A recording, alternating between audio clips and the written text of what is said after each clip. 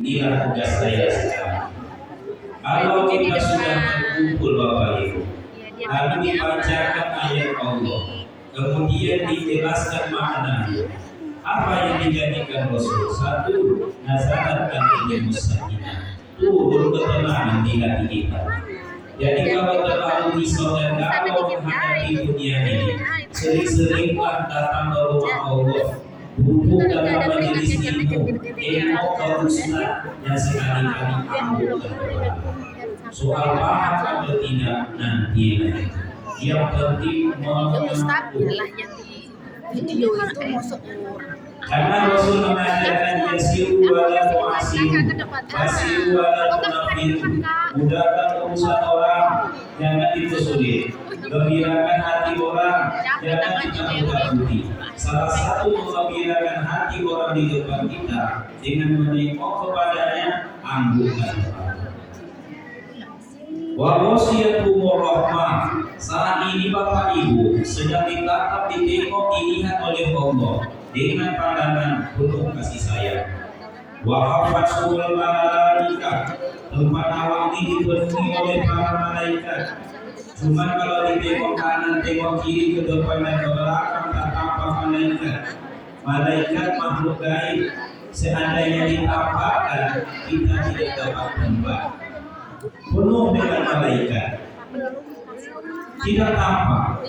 Kalau ditampakkan, saya yakin Bapak dan Ibu tidak akan fokus menengok Ustaz, tapi sibuk menengok malaikat. Kenapa demikian? Malaikat itu pernah ditampakkan kepada Rasul dan sahabat. Penampakannya itu seperti lelaki yang tampan rupawan, tinggi semampai, putih bersih, harum wangi.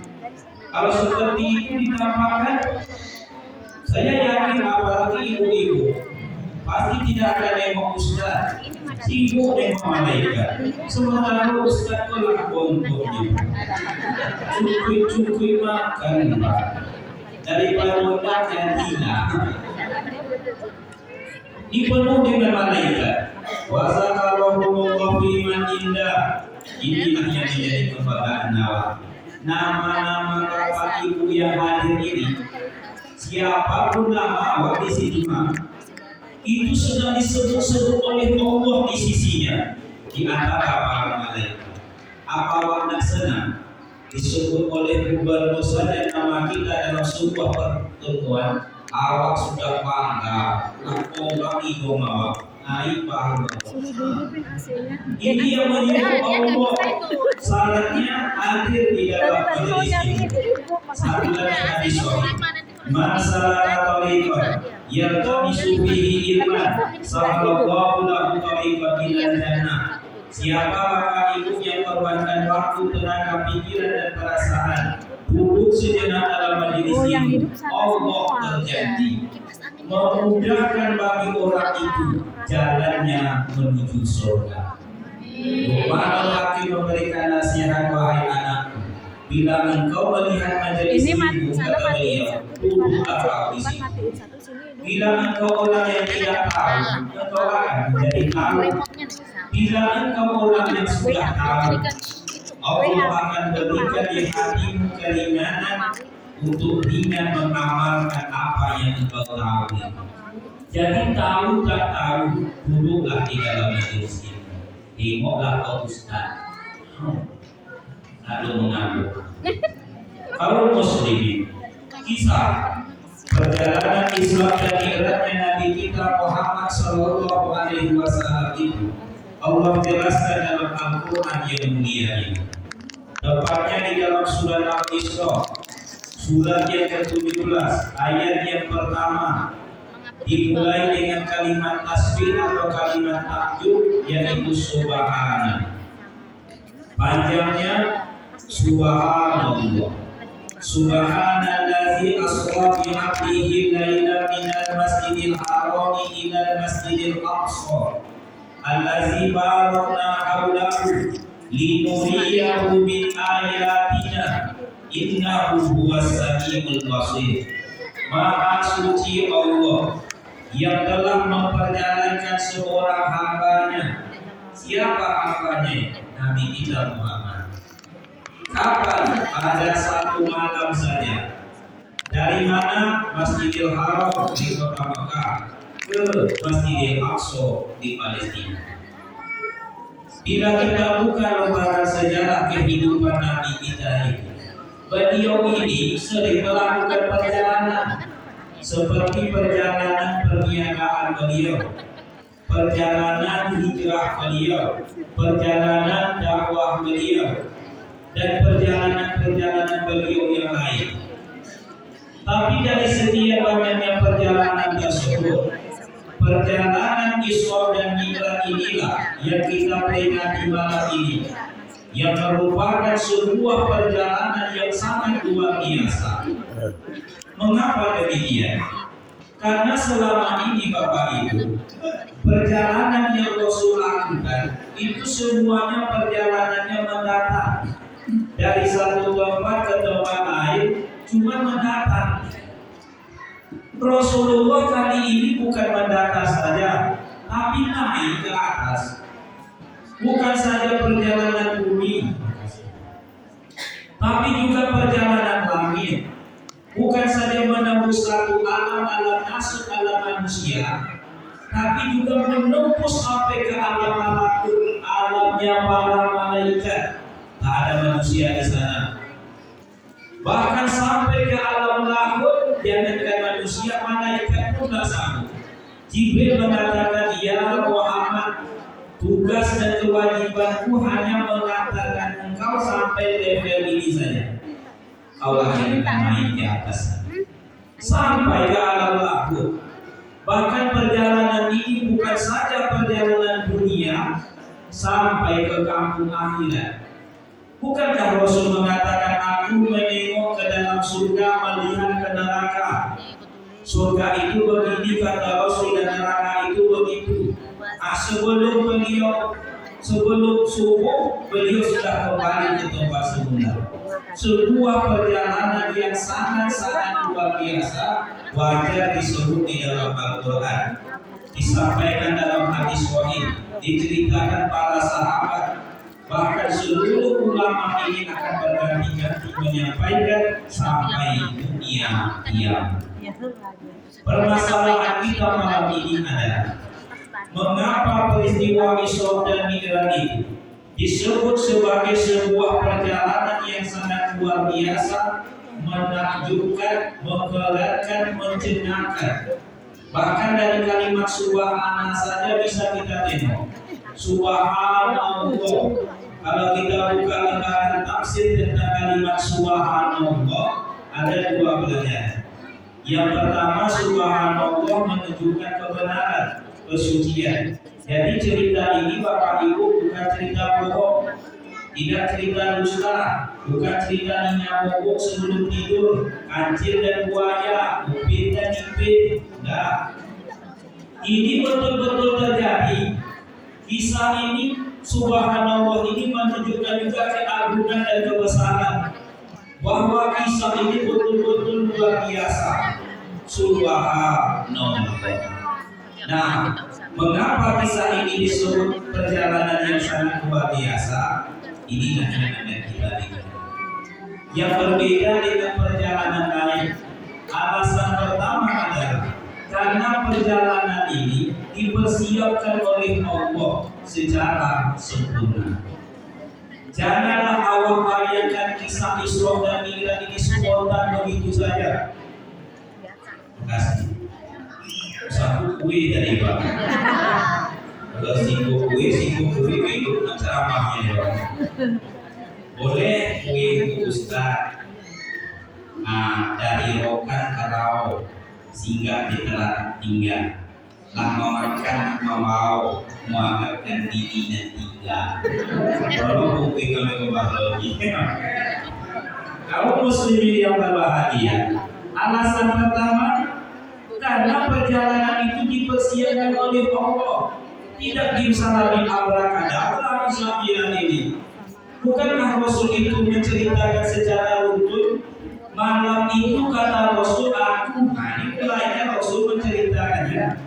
Malam itu aku tidur di rumah Ummu Hani, adik beradik dengan ayahku. Ummu Hani nama. Lalu datanglah Jibril membawa aku ke dekat sumur Zamzam. Di situ kata Rasul ada batu besar. Lalu di situ aku dibaringkan, kemudian dadaku dibelah oleh Jibril. Mulai dari pangkal tenggorokan kok. Di sumur Rasul itu Pak. Saking detailnya Rasul menengoknya sampai ke pusar kata Rasul. Lalu dikeluarkan isinya, dibasuh dengan air Zam-Zam sampai bersih. Apa yang dikeluarkan? Tidak semuanya Bapak Ibu, satu saja, hati Rasulullah. Lalu dibasuh oleh Jibril. Kenapa demikian? Beginilah cara Allah mempersiapkan perjalanan seorang hamba-Nya. Kalau nak menjalani hidup Islam menghadap manusia, Mi'raj menghadap Allah, modal awal apa? Hati. Tidak ada urusan yang lepas dari hati. Apapun itu. Awak tadi meninggalkan rumah, itu yang di rumah kan berpesan, hati-hati di jalan. Iya tak Pak?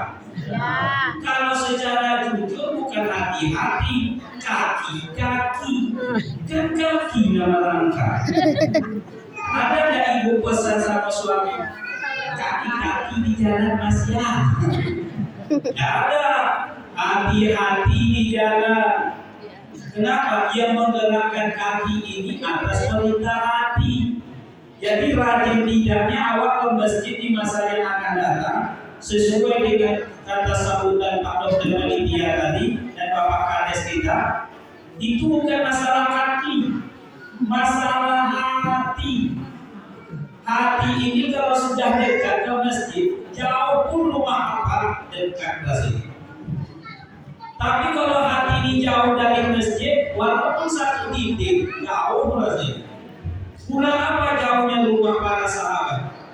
Berjalan sahabat itu sahabat Nawawi itu ke masjid 1,5 jam baru sampai ke masjid. Rasul dengan sahabat menengok sahabat ke rumahnya selesai subuh sampai duha. Mungkin karena sahabat Pak Ustaz jalannya lambat. Siapa bilang sahabat bersinggah-singgah pada pasir? Kadang-kadang kalau begitu jangan sudah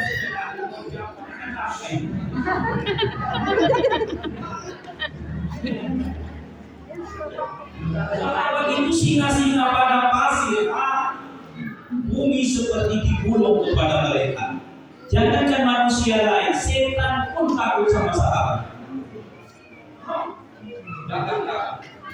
Tapi karena hatinya dekat rasanya masjid. Bahkan Bapak Ibu, orang yang tak punya kaki pun datang ke masjid, tapi dia punya hati. Banyak orang yang punya kaki, kakinya sehat, tapi karena hatinya sakit, tidak mau datang ke masjid. Kenapa pada datang ke masjid? Malih hatiku, bukan malih kakiku, malih hati. Itu tandanya tak lepas dari hati. Awak tinggalkan rumah, hati-hati.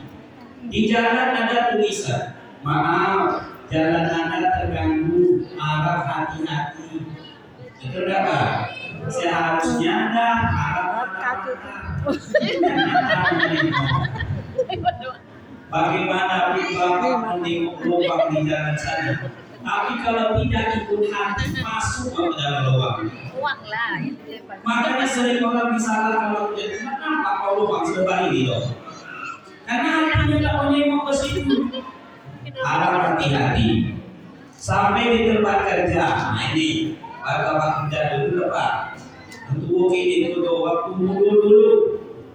Senang sama seseorang itu namanya jatuh hati.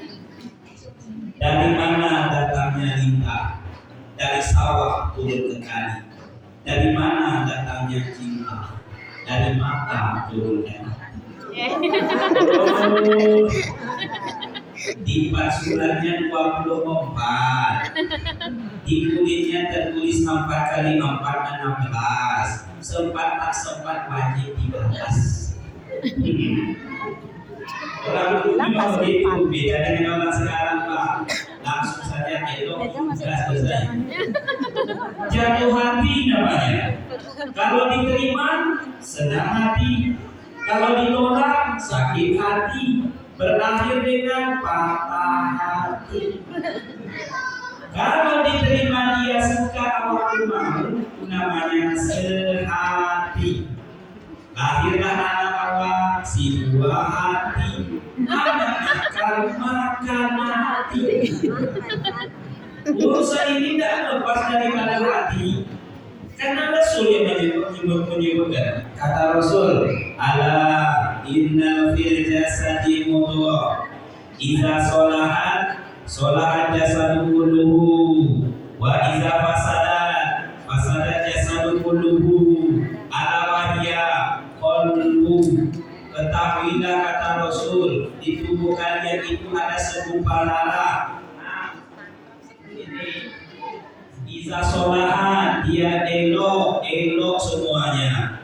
Tapi kalau hati itu tak elok semua urusan. Namanya kolbut, hati. Kunci ini Pak, pegang saja kunci ini. Benar. Kendaraan harus ada kuncinya. Rumah harus ada kuncinya. Kalau sudah pegang kunci, insya Allah aman. Kunci kehidupan di hati. Hati yang mana? Bukankah itu yang dipersiapkan oleh Allah? Ada dari riwayat Bapak Ibu selama ini mendengarkan ceramah bahwa Rasul dimandikan dengan air 7 buah sebelum berakhir? Tidak ada doa. Yang ada adalah hati Rasul dibersihkan. Tidak sia-sia itu. Artinya apa ini? Menjalani hidup ini modal awal hati yang bersih. Inilah yang akan mempengaruhi kehidupan awak ke depan. Ujungnya di kehidupan awak ini finish menghadap Allah. Siapa mereka yang sukses? Kata Allah, yauma la yanfa'u malun wala banun illa man atallaha biqalbin salim. Pada hari ini tak berguna harta yang banyak, kata Allah, kecuali mereka yang menghadap kepada Allah dengan membawa hati yang salim. Itu makanya hati Rasul dibersihkan, karena Rasul akan berjumpa dengan Allah. Awak pun demikian dibersih. Kalau sudah bersih, bila hati kian bersih, berpikir pun selalu jernih, semangat hidupkan diri. Prestasi mudah diraih, tapi bila hati keruh, kayak gitu Pak Ustaz, ini kita hati. Batinmu terasa gemuruh, seakan dikejar musuh. Dengan Allah kian jauh, bila hati kian suci, tak ada yang tersakiti. Pribadi menawan hati, jadi mungkin sejati, tapi bila hati busuk, dikira jahat merasuk, akhlak kian terpuruk, jadi makhluk.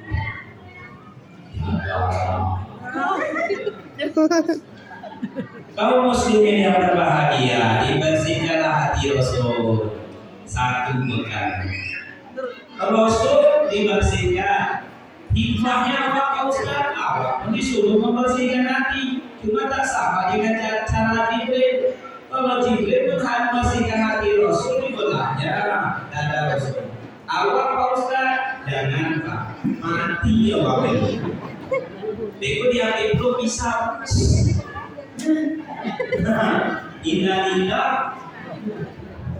Inna likulli sayyin saqala. Segala sesuatu ada pembersihnya. Pembersih muka ada, pembersih lantai ada. Ibu jangan salah pasang. Pembersih lantai baru itu buku tanggang ibu. gosok gigi ada, gosok WC ada. Apa kalau tindakan gosok gigi? Ada itu ada gosok WC. Karena segala sesuatu ada pembersihnya. Pembersih hati kata Rasul zikrullah, istighfar. Demi Allah kata Rasul, setiap hari hatiku diselimuti oleh sesuatu. Sesudah Rasul dioperasi kali ini, tak ada lagi Rasul dioperasi. Rasul bersumpah, demi Allah kata Rasul, setiap hari hatiku diselimuti oleh sesuatu. Lalu aku beristighfar 100 kali sehari semalam. Ali bin Abi Thalib mengatakan satu istighfar saja awal ucapkan Bapak Ibu astagfirullah, tapi secara benar itu akan gugurlah dosa yang melekat di hati, seperti angin menerpa daun kayu yang kering, langsung rontok, langsung jatuh. Makanya ucap istighfar elok-elok, astagfirullah. Sebab ada orang istighfar juga sesakinan dia sambil menguap,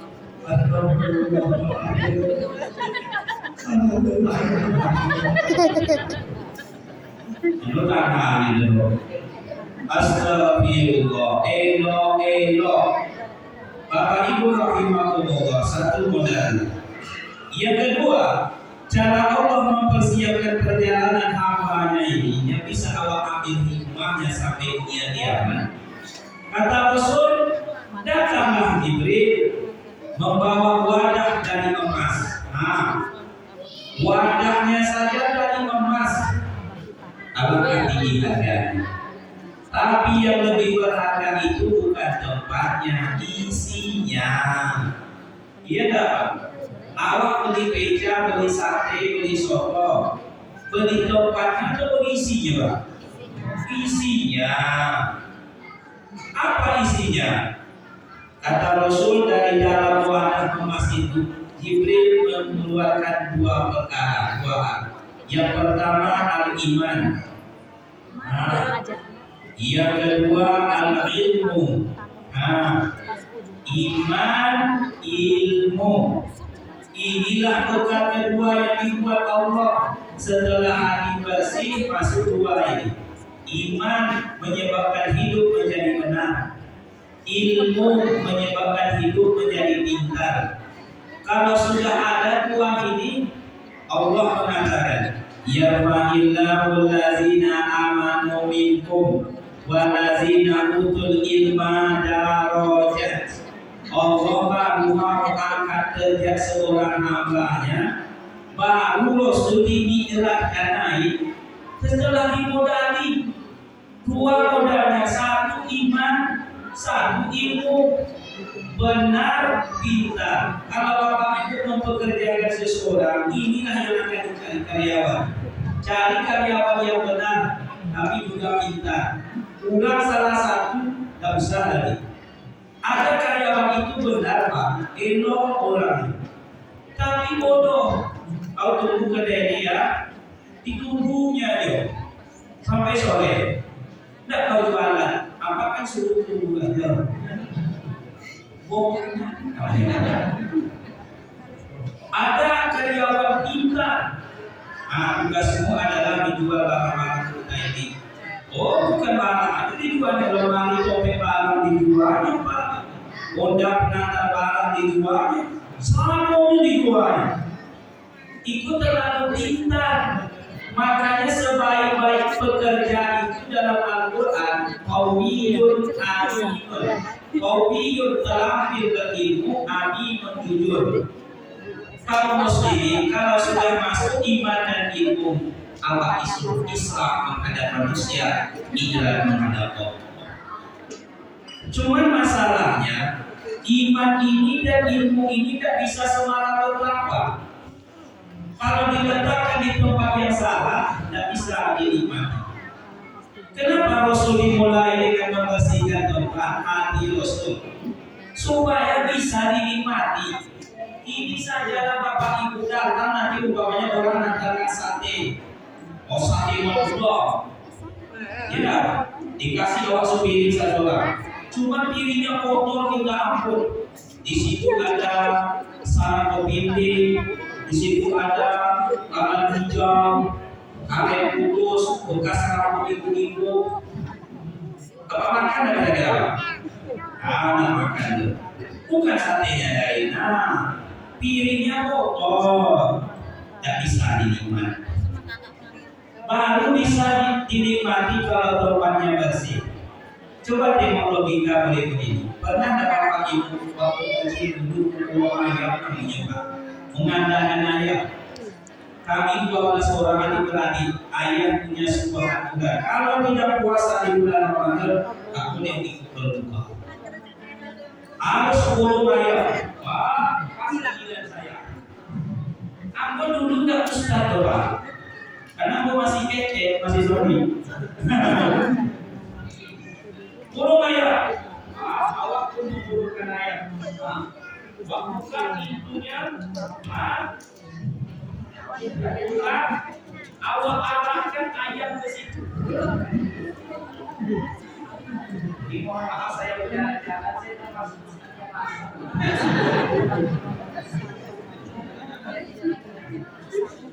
ayam memang membutuhkan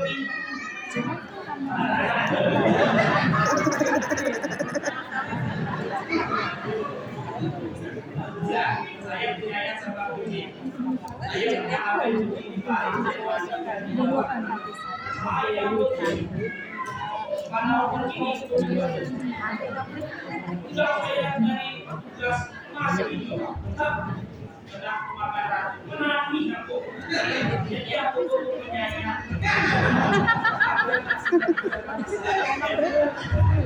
ini masalah ayam apa arahkan betul tak? Ini pengalaman di kamu kalau di luar kamu semuanya coba dari orang lain gimana kamu mana dan gimana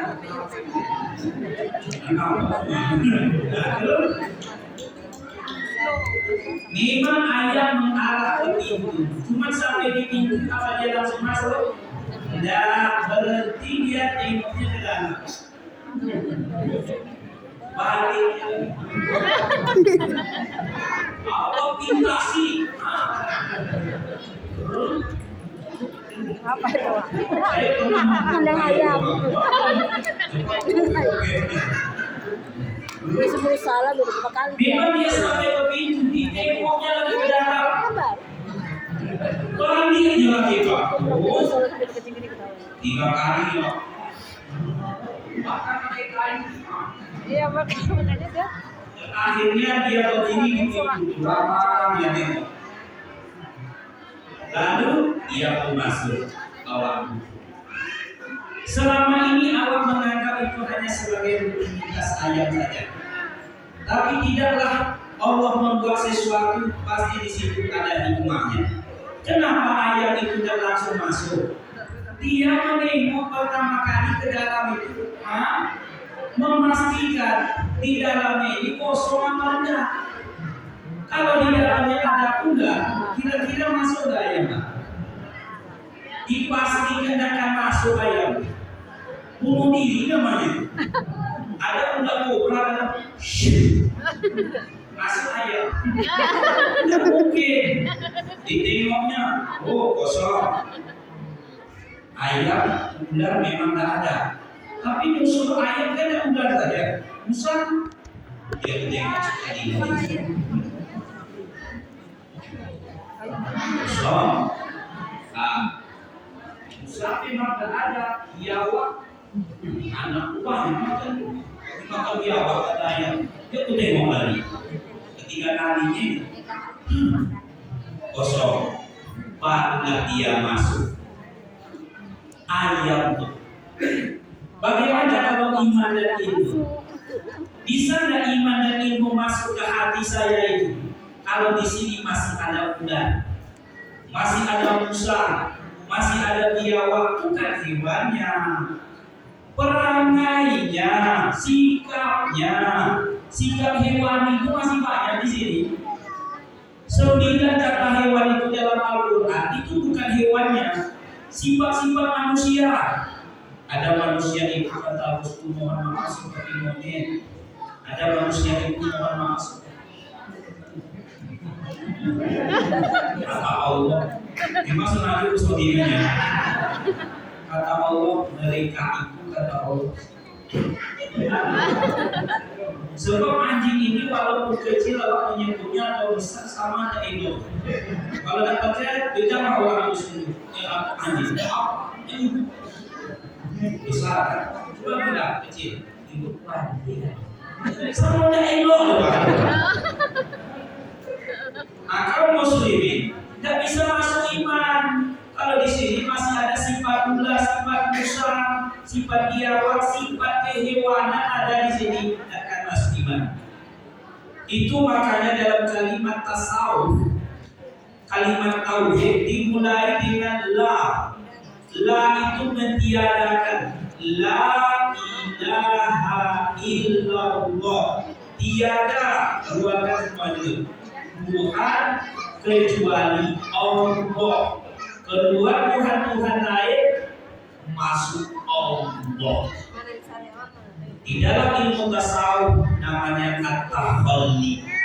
Itu makanya orang la ilaha illallah kadang bergoyang. Betul tak? La ilaha illallah sebenarnya goyang. Jangan goyang awak. Itu goyang awak apa ya? Niatnya itu mengeluarkan at-takhalli namanya.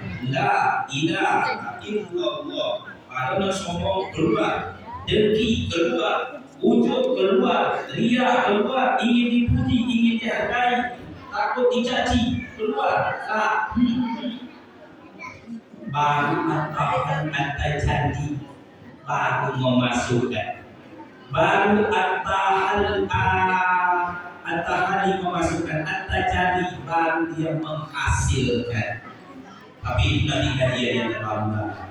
Kaum muslimin yang berbahagia, barulah masuk iman tersebut, masuk ilmu. Cuma iman yang kayak mana yang dimasukkan Jibril? Tidak sembarang iman. Bagaimana mungkin Jibril jauh-jauh mengambil iman itu dari sisi Allah memasukkannya ke hati Rasul? Iman sembarang? Tidak.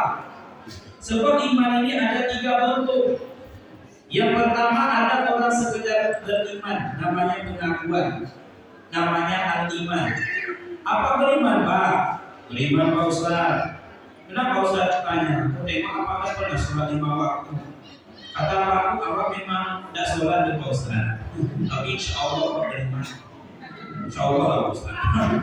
Kalau saya percaya nih akan jadi orang agama Islam. Ibu kenapa keluar rumah dan menutup aurat? Ibu kan beriman. Apa memang tak menutup aurat Pak Ustaz? Tapi insya Allah Pak beriman.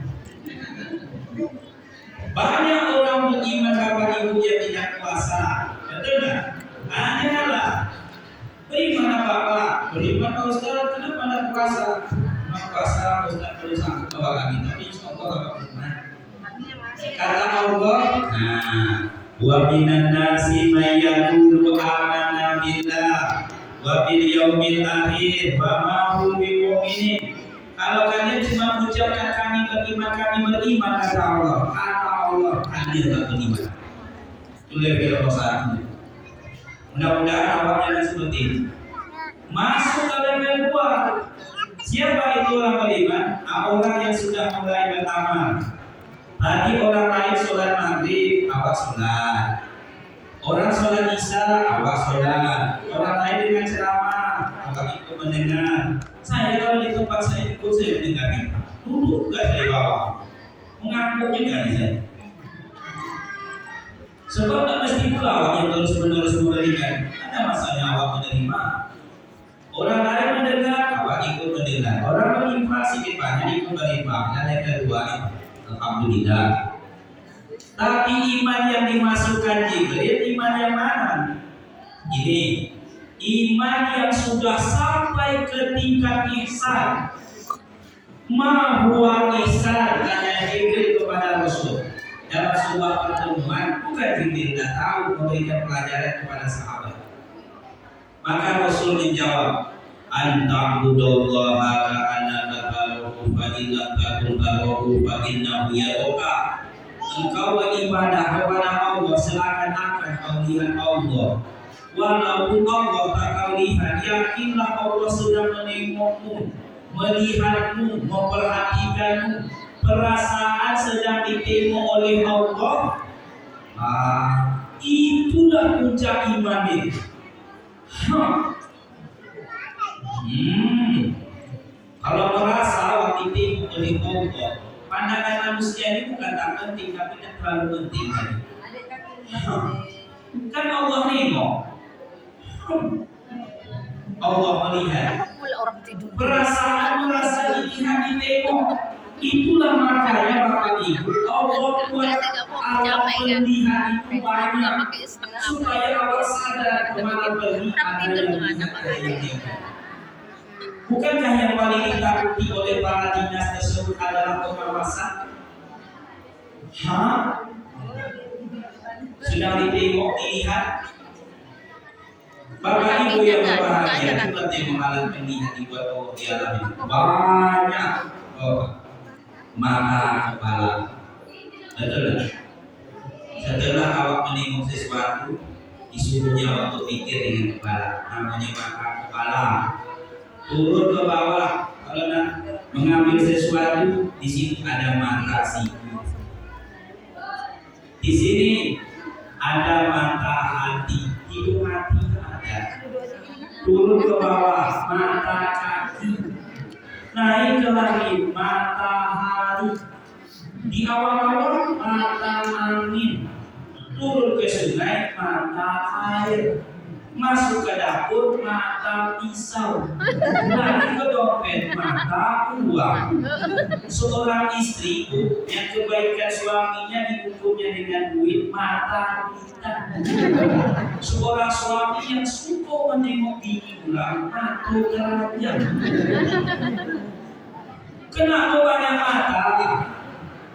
Apakah itu sia-sia saja diciptakan Allah? Tidak ada yang sia-sia di dunia ini. Salah satunya ada supaya Allah merasa kemana pun pergi. Akibatnya, cobalah tengok dalam perjalanan, dalam mengamalkan Al-Quran sebagai pedoman dalam perjalanan. Mengamalkannya ini kan cuma dua. Setelah ini Al-Quran cuma duanya. Yang pertama separuhnya masalah perintah, separuhnya masalah larangan. Bidangnya banyak, akidah, ibadah, pengamalan dan lain sebagainya. Dalam pengamalan dua, separuh perintah, separuh larangan. Nah, kalau dihadapkan dengan keimanan yang seperti tadi, sudah merasa ditengok, akibatnya coba lihat. Kalau dihadapkan dengan perintah, muncul sungguh-sungguh melakukannya. Jadi kalau saya ingin, saya, bapak, ibu, ingin supaya amal awak itu elok terhadap perintah itu, rasakan hasil yang ditengok oleh Allah. Nanti awak terwudhu. Memang secara umum awak dah tahu tata-tata wudhu. Tapi kalau ingin sempurna wudhu itu, merasa itu ditengok Allah, pasti elok-elok. Dan akan awak potong-potong wudhu itu.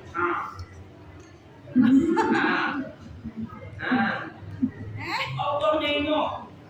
Tapi karena itu tidak tertanam, beda dengan tidak orang. Ada yang tertib, ada yang laju minta ampun, gaspol lagi dulu. Kalau Allah nengok, tidak nengok orang.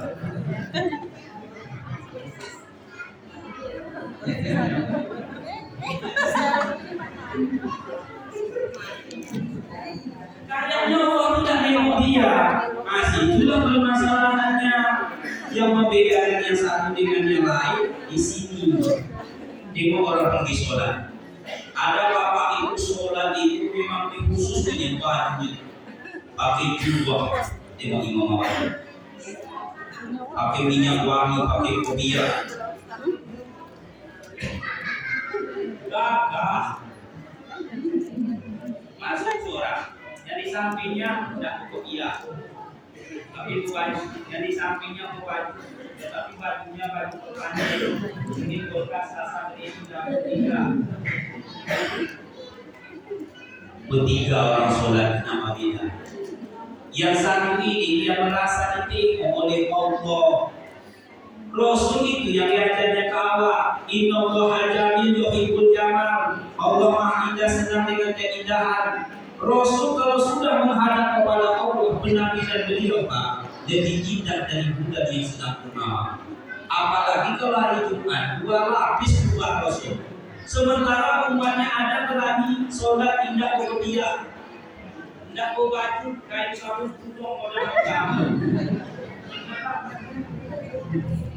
Kadang buang kali ini. Ketempil ya rumah. Sawit kelihat-lihat rumah seluas itu pas menghadap kepada kuku bayar. Tanya sama Bapak Kades kita ini. Kira-kira Pak Kades Bulannya kemana tuh? Pulang.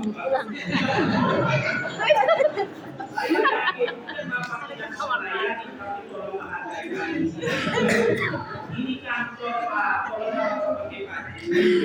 kalau bisa pakai celana panjang, pakai sepatu. Ini kantor kalau mau di rumah, bapak rumah saya pakai sarung saya naik. Bagaimana kalau menghadap kepada Allah? Saya pesan sama ibu-ibu, mulai subuh besok kalau memang ingin bermanfaat ceramah saya ini, mudah-mudahan diberi hidayah ibu. Tolong ibu pakai telepon yang paling bagus yang ibu pilih. Ada yang bagus, ada Pak Ustaz. Nah, kenapa ibu pakai yang pakai kain dalam selama video juga? Yang bagus itu acara BKMT kecamatan. Itu menghadap manusia. Ini menghadap Allah. Disitulah seiman awal Pak. Awal lebih mengharap pujian manusia ketimbang dipuji Allah. Padahal yang memberikan rezeki supaya bisa beli baju itu Allah. Bahkan kalau bapak-bapak setiap beli baju baru Pak, sebelum pakai luar, pakai menghadap Allah dulu. Baru pakai di tempat lain. Habis sholat dulu, baru ke tempat lain. Berbeda karena di sini. Tengok orang sholat, terutama sholat sunnah. Kalau sholat wajib, awak terbangkat dengan imam. Teratur semuanya. Tengok sholat sunnah. Ada yang sunat-sunatnya tertib, teratur. Oh God. Kenapa? Ya merasa ditengok. Ada yang sholatnya Pak, berdirinya saja muak Pak nengok. Muak itu.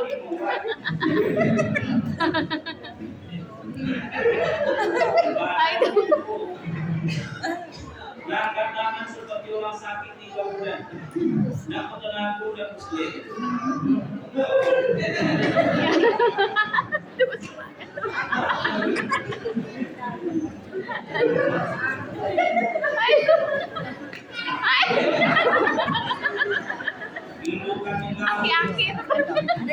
Belum tentu.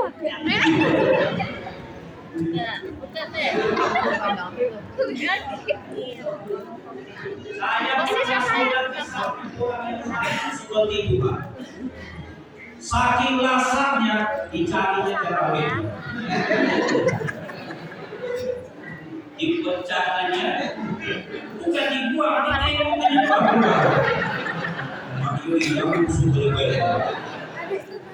Nah, kalau muslimin yang berbahagia, kenapa berbeda di sini? Membuat orang berbeda itu di sini. Apa yang saat ini sudah sampai level sudah merasa jadi tikung oleh Allah. Jadi ibu pakai telepon bagus. Kalau ibu simpan juga, dimohon maaf ya. 35 tanda kiamat segera terjadi itu sudah banyak terjadi ini. Salah satunya adalah banyaknya orang mati mendadak.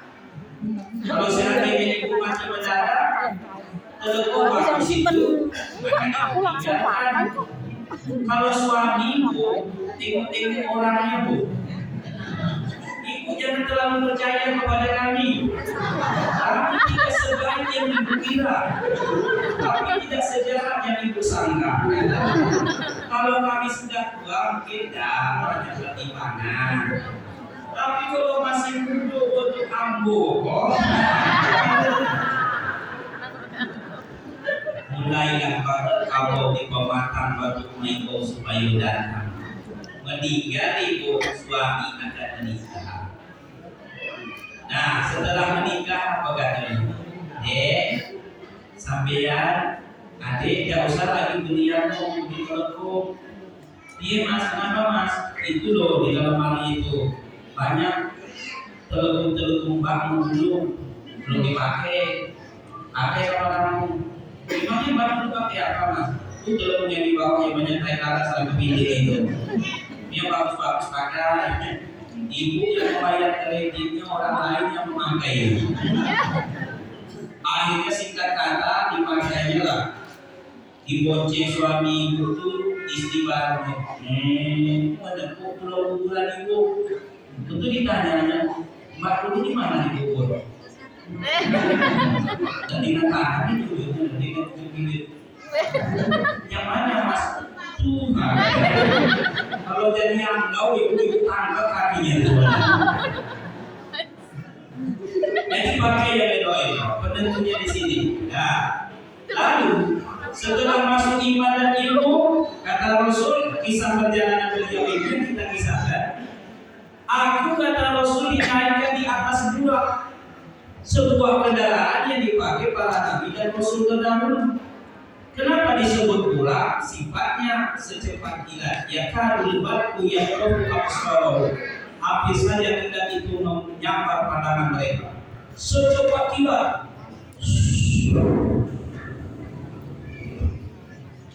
Karena perjalanannya kan sangat jauh. Apa maksudnya ini?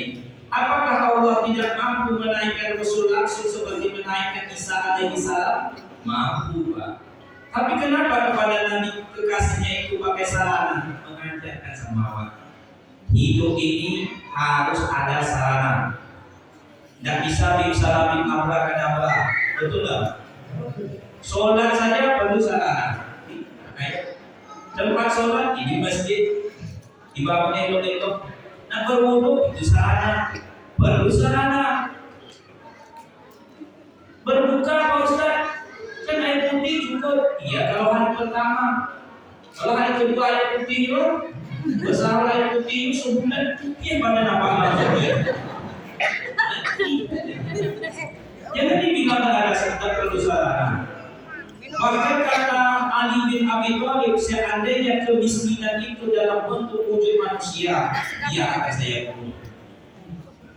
Itu kata Ali. Karena aliyah ya khairu min ayyadi suhlah, memberi itu lebih membahagiakan daripada menerima. Tapi awaknya bisa menerima. Sebenarnya yang paling bahagia itu orang memberi. Ada sahabat yang miskin, itu perlu sarana. Iya tak Pak? Nah, kaum muslimin perlu sarana. Artinya pekerja. Khusus orang awam Jawa itu tidak suka bekerja. Cuma hanya orang Jawa. Dimas kerja. Betul? Iya. Kalian awam ini kan kalian kerja. Manolahan dan kosong. Betul tak? Masih ada bapak ibu kamu setelah ini baru dibuka. Rumahnya tempatnya ada 6 meter, kamarnya 1. Papan bahkan sebagian dari lantai itu tanah, isi jauh ke belakang. Datang aja. Kenapa awak bekerja? Udah bawa sumber dari bapak. Kan ada dari TV. Kaliannya bukan seperti kalian menjawab ini, tapi kan lima dari TV dari duit.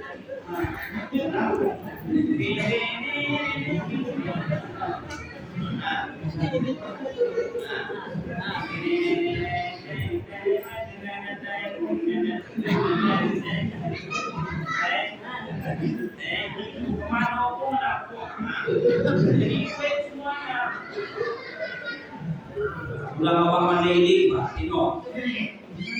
Hariannya kerja apa orang ini? Ya, tadi pulau-pulau. Modalnya tak banyak ini Pak. Tapi jangan salah, dia Nah, alat. Itu penting orang kita. Di pinggir jalan satu rumah, minggu besok sudah besok rumah. Akhirnya alat ini ada sendiri apa? Kalau satunya kok. Yang agak payah, mohon maaf ini. Mohon maaf, kalau orang lain tidak. Saya tidak menemukan air minum terpercik sendiri, ya, tapi ini kenyataan.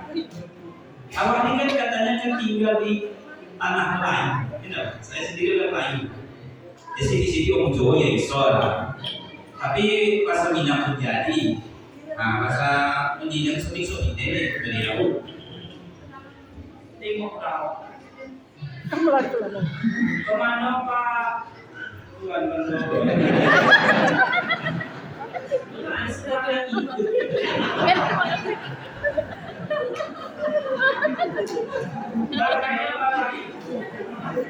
Kalau kehilangan pelaminan paling mudah mencarinya.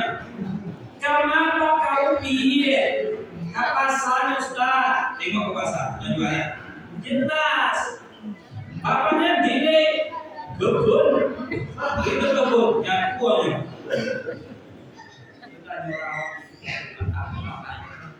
Mana yang lihat tidak?